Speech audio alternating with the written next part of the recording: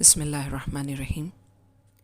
آج کا موضوع امیر المؤمنین علی ابن ابی طالب علیہ السلام اور تواضع اور انکساری۔ ساسا بن سوہان چند شیعان حیدر کرار اور آپ کے اصحاب نے کہا کہ امیر المؤمنین ہمارے درمیان ہماری مانند تھے، آپ میں بہت زیادہ تواضع اور عاجزی تھی جس کی وجہ سے تمام لوگ آپ کی طرف مائل ہو جاتے تھے۔ روایت میں ارشاد ہوا ہے، حضرت امام جعفر صادق علیہ السلام نے فرمایا، امیر المؤمنین اپنے گھر کی لکڑیاں لاتے تھے اور اپنے گھر کا پانی خود بھرا کرتے تھے، اور حضرت فاطمہ الزہرا سلام اللہ علیہا چکی پیستی تھیں، آٹا گوندتی تھیں اور روٹیاں پکاتی تھیں۔ آپ نے ایک بار بازار سے کچھ کھجوریں خریدی اور اپنی چادر کے پلو میں انہیں باندھ کر چلنے لگے۔ لوگوں نے کہا، مولا یہ کھجوریں ہم اٹھائیں؟ آپ نے فرمایا، خاندان کے کفیل کو چاہیے کہ اپنے گھر والوں کے خورد و نوش کا سامان خود اٹھائے۔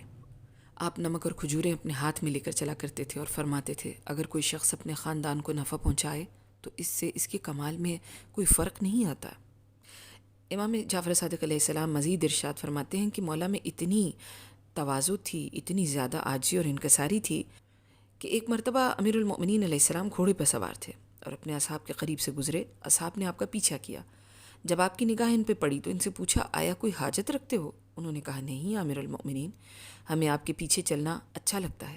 فرمایا، واپس لوٹ جاؤ، چونکہ سوار کے پیچھے پیدل چلنا اس کے لیے تباہی ہے اور پیدل چلنے والے کے لیے ضلالت کا باعث بنتا ہے۔ زید بن علی کا بیان ہے کہ حضرت علی علیہ السلام 5 مقامات پر پا پیادہ جوتا اتار کر چلا کرتے تھے۔ ان مواقع پر آپ جوتے کو بائیں ہاتھ میں اٹھا لیتے تھے۔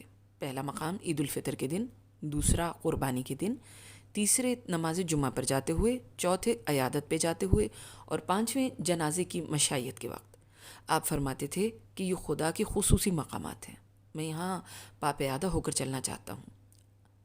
مولا امیر کائنات علیہ السلام کے لیے یہ بھی ملتا ہے کہ آپ تنہا بازاروں میں جاتے تھے، وہاں بھٹکے ہوئے افراد کو راستہ دکھاتے اور کمزوروں کی مدد کرتے، اور دکانداروں کے پاس پہنچ کر ان کے سامنے قرآن کھول کر تلاوت کرتے تھے۔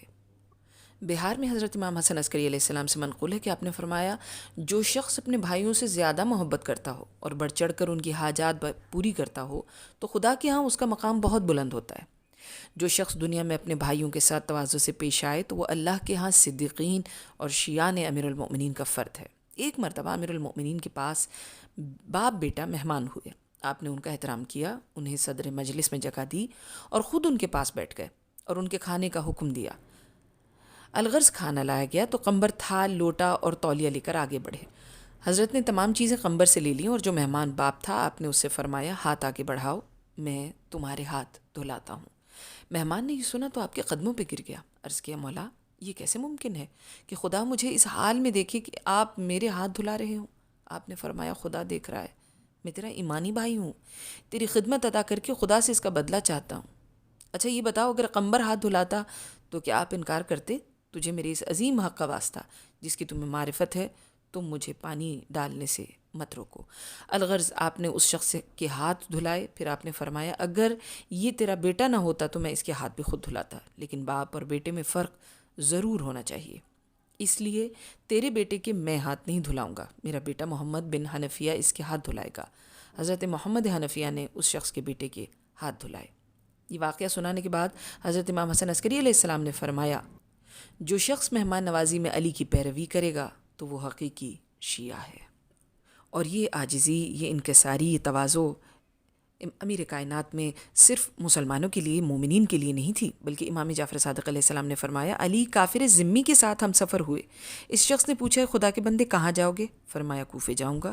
جب اس کا راستہ جدا ہوا تو علی اس کے ساتھ چلتے رہے۔ اس شخص نے کہا، مگر آپ نے نہیں کہا تھا کہ کوفے جاؤں گا؟ فرمایا، ہاں۔ اس نے کہا، یہ تو کوفے کا راستہ نہیں ہے۔ فرمایا، جانتا ہوں۔